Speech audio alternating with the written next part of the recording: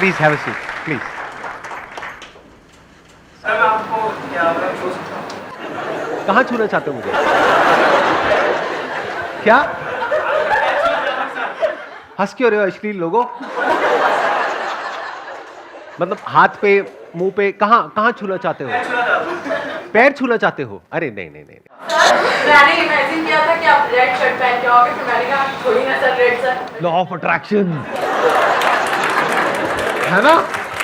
मैंने सच में करना। आपने सोचा, इमेजिन किया कि सर आएंगे रेड शर्ट में, और सर रेड शर्ट में आ गए, और आपने कुछ इमेजिन किया था जो सच हुआ? आपके साथ आकर वहां बोलूंगी।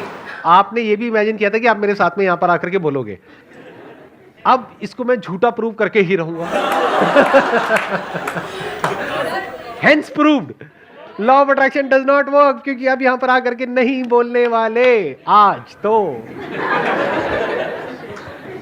सबसे पहले thank you very much. Now my question is sir कि सच और झूठ, ये जो लड़ाई हमारे दिमाग में चलती रहती है, मैं ऑब्जर्व करता हूँ सर कि कभी कभी जब हम सच बोलते हैं ना तो हमारी लाइफ में प्रॉब्लम्स और बढ़ जाती है। एंड कभी कभी कोई हार्मलेस झूठ बोलने से प्रॉब्लम्स इजीली सॉल्व हो जाती है। और ये दिमाग के अंदर भी होता है और बाहर भी, स्पेशली बाहर की दुनिया में ये ज़्यादा है। बिकॉज अगर मैंने झूठ बोला मेरे घर पे पेरेंट्स को कभी कभी उनको बोलना पड़ता है। हाँ, जैसे फॉर एग्जांपल वो आए, कमरे पे नॉक किया, पूछा क्या कर रहे थे अंदर, तो आपने कहा Exactly. पढ़ाई कर रहे थे। हाँ। पढ़ाई तो मैं नहीं करता सर, वो उम्र अभी 25 का हूँ तो पढ़ाई तो खत्म हो गई, बट कोई भी चीज़ में, रिलेशनशिप में, एनीथिंग, तो सर हम झूठ बोल देते हैं, फिर दिमाग में चलते रहता है नहीं मैंने झूठ बोला, मैंने कुछ गलत किया, और हार्ट बीट्स बढ़ जाती है, कुछ होने लगता है, नर्वसनेस। उनको तो पता चलने ही नहीं वाला है, बट फिर भी वो होता है। आप कर क्या रहे थे कमरे पे? मैं कुछ नहीं कर रहा था सर, मैं जनरली आप जस्ट कुछ नहीं करते?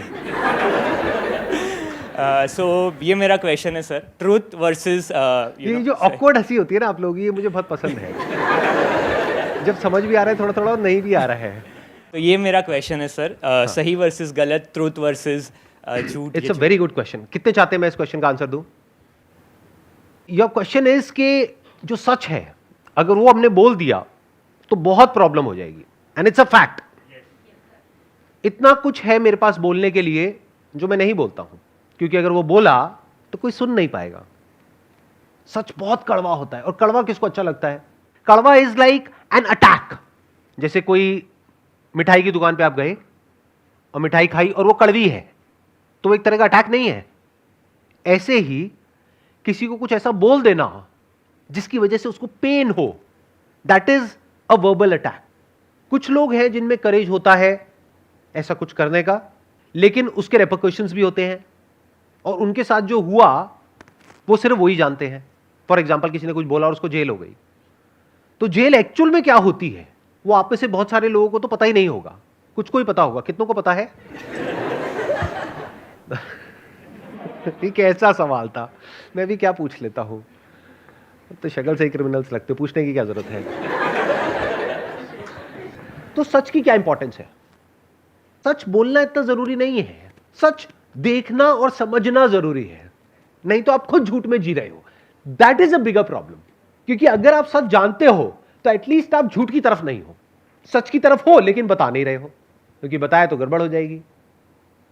मानो 100 में से एक आदमी है जो सच की तरफ है, बाकी 99 है जो झूठ की तरफ है, तो उनके झूठ को जैसे ही क्वेश्चन किया जाएगा वो 99 मिल करके उस एक को मार देंगे, सूली पे लटका देंगे। पास्ट में हुआ ही ऐसा, अभी भी होता है। तो उसमें क्या करना होता है? खुद सच देखना होता है, और इस दुनिया में टैक्टफुली, समझदारी से, स्किलफुली एक्ट करना होता है। अगर कोई आपसे बहुत ज्यादा पावरफुल है और उससे लड़ने लग गए तो आप बेवकूफ हो। तो अब इसमें प्रॉब्लम क्या होती है कि अगर आप झूठ में जीते हो तो झूठ का कोई अंत नहीं है। झूठ का कोई एंड होता है क्या? झूठ मतलब क्या? एक कहानी, एक नैरेटिव। झूठ कुछ भी हो सकता है कि यहां पर एक शक्ति है जिसको मैं देख पा रहा हूं, आप लोग नहीं देख पा रहे। अब ये क्या है, सच है झूठ है? किस मुंह से कह रहे हो कि झूठ है? सुबह से रात तक यही सब तो करते हो। अपने अंदर झांक करके देखो, आपको समझ आएगा मैं बोल क्या रहा हूं। किससे मांगना चाहिए, किससे मांगते हो, क्या मांगते हो, क्यों मांगते हो? कभी पूछते हो अपने आप से क्वेश्चंस? अब मैं आपको जवाब नहीं दे रहा, यानी मैं सच नहीं बोल रहा, क्योंकि वो आप सुन नहीं पाओगे। तो मैं क्या कर रहा हूं? आपसे क्वेश्चंस पूछ रहा हूं। वो क्वेश्चन आपको अपने आप से पूछना है, नहीं पूछना है, वो आपकी चॉइस है।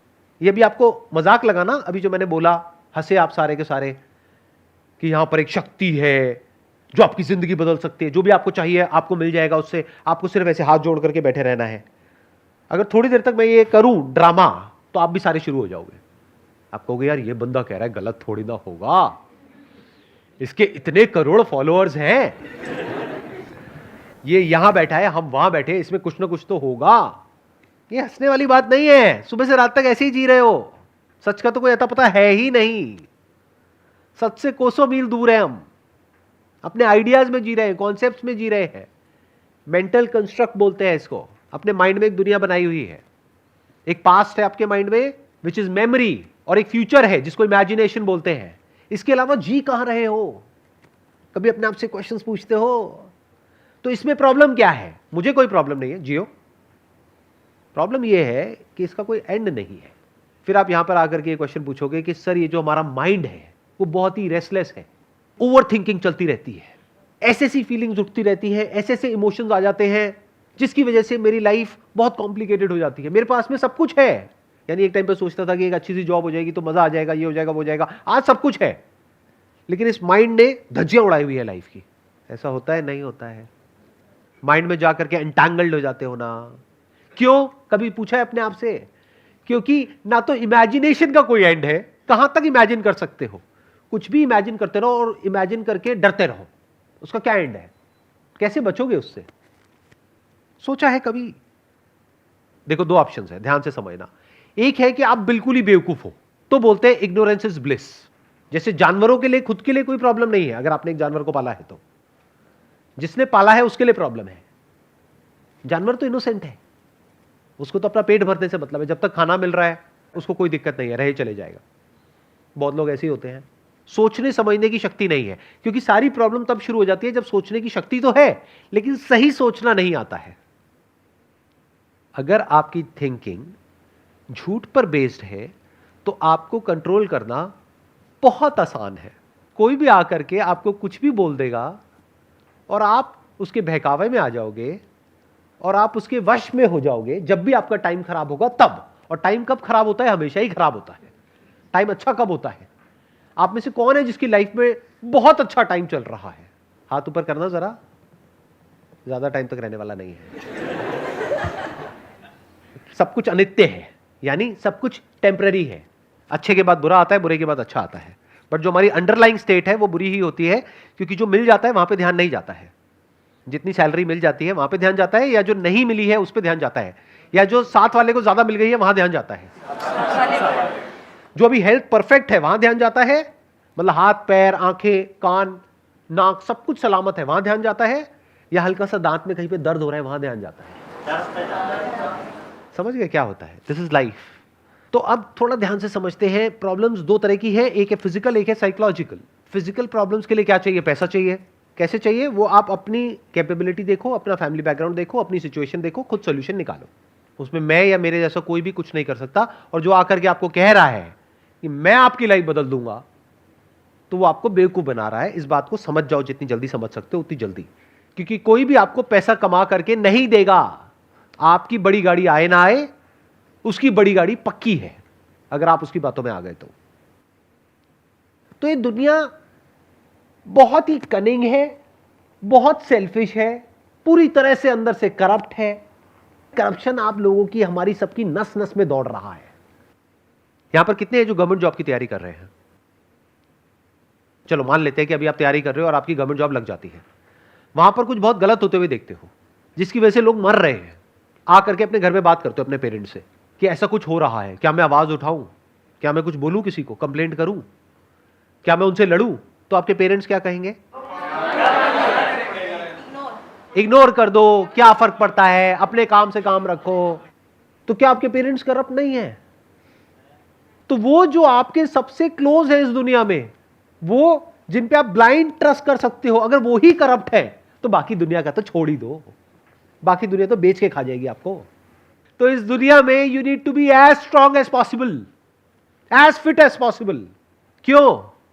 इसलिए नहीं कि सामने वालों को डोमिनेट करना है या अपनी उस पावर को, अपनी उस पोजीशन को यूज करना है सामने वालों को दबाने के लिए, उनको डराने के लिए, उनका टॉर्चर करने के लिए। इसलिए नहीं, इसलिए कि ये दुनिया आपका टॉर्चर ना कर सके, ये दुनिया आपको ना दबा सके, ये दुनिया आपका नाजायज फायदा ना उठा सके। इसलिए you need to be as fit as you can. Survival of the fittest is the law of this universe.